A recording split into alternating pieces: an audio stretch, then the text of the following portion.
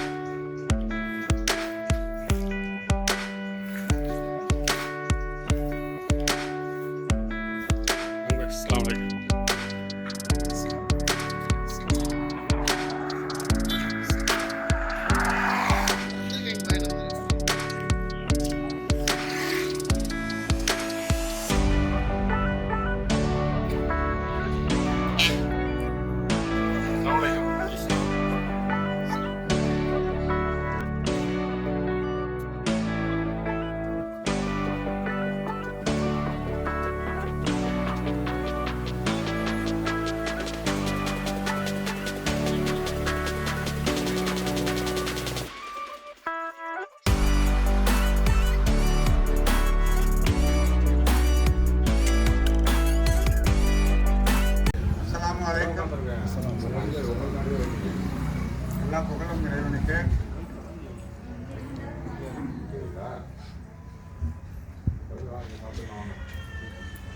இங்க வருகை தந்திருக்கிற உங்கள் அனைவருக்கும் நம் இறைவனின் சாந்தியும் சமாதானமும் நம் அனைவரும் மீதும் உண்டாகட்டும். நமக்கு சிறப்பு விருந்தினராக வருகை தந்திருக்கும் முஜீபுர் ரஹ்மான் திண்டுக்கல் பிரியாணி நிறுவனர் அவர்களை மேடைக்கு வரும்படி அழைக்கிறேன்.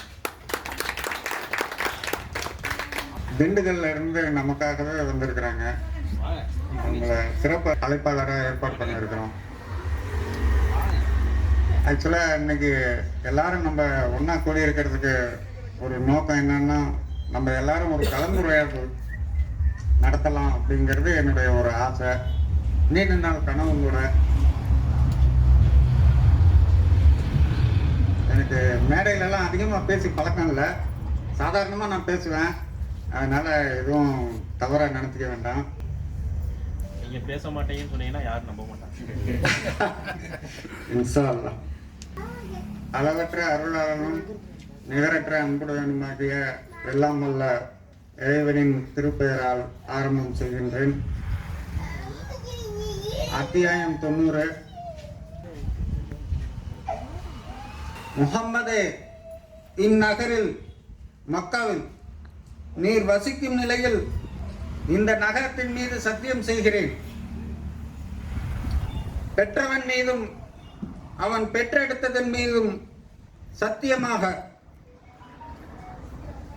மனிதனை கஷ்டப்படுபவனாகவே நாம் படைத்திருக்கிறோம். நான் இறைவனுடைய செய்தியை கொஞ்சம் சொல்றேன்.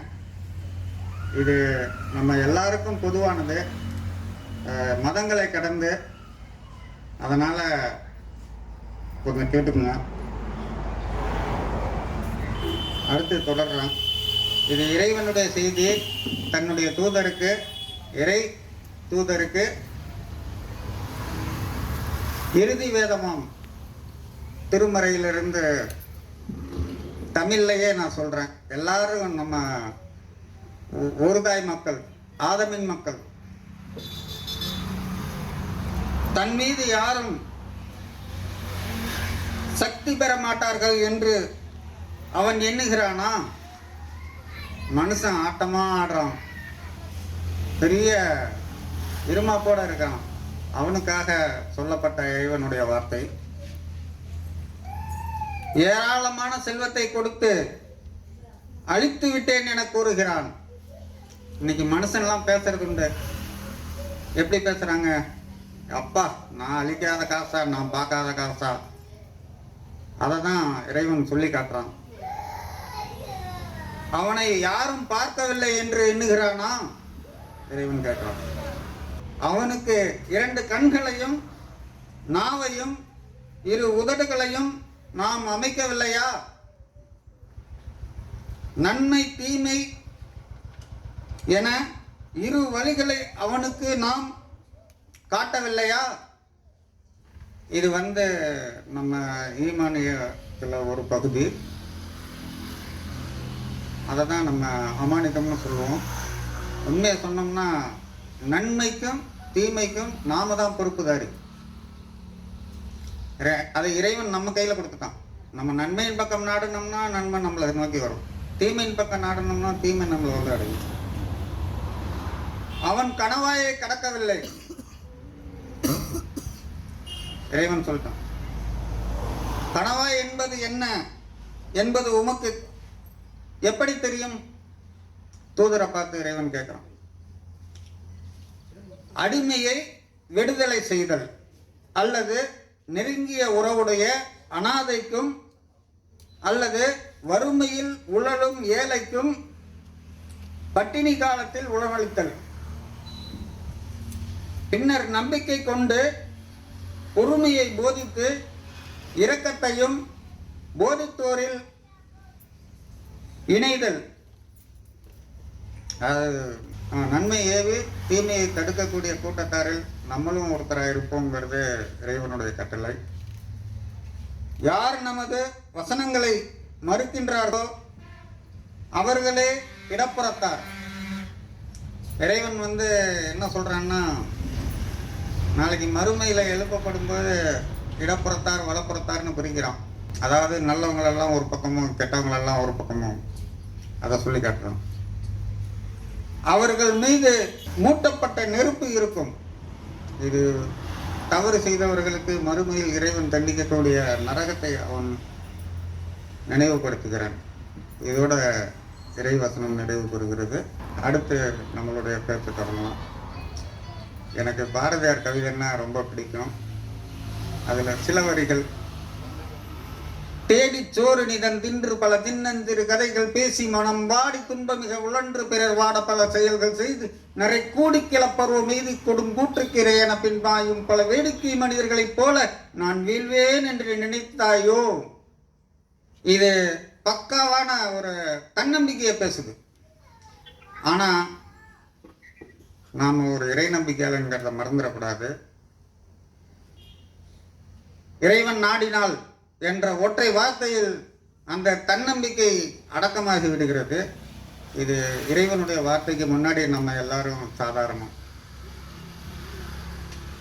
அதோட நல்லதோர் வீணை செய்து அதை நலங்கிட புழுதியினில் எரிவதுண்டோ சொல்லடி சிவசக்தி.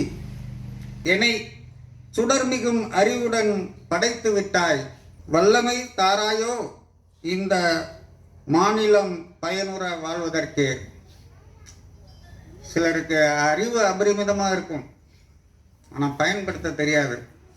அந்த அறிவாற்றலை மக்களுக்கு பயன்படுத்தணுங்கிறது என்னுடைய ஒரு ஆசை.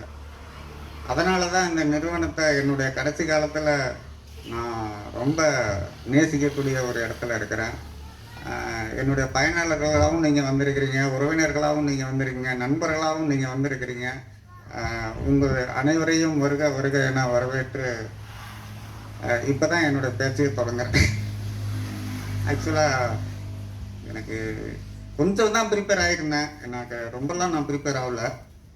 முதல்ல என்னை பற்றி நான் சொல்லிக்கிறேன்.